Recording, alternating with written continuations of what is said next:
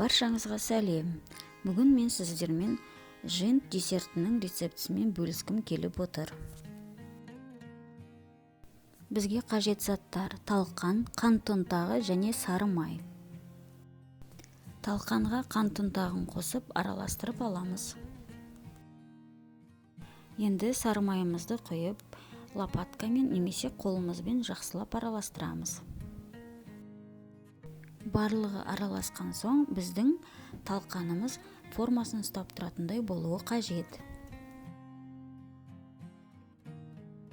Дайын талқанымызды формаларға салып әдемілеп шығаруға да болады, ал мен қолыммен дөңгелетіп кокос ұнтағына аунаттым және де екінші жартысына мейізді қосып жасайтын боламын.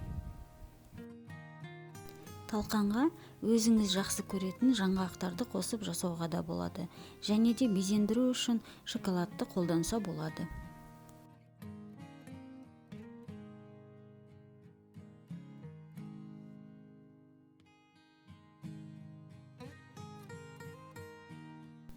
Біздің талқан десертіміз дайын.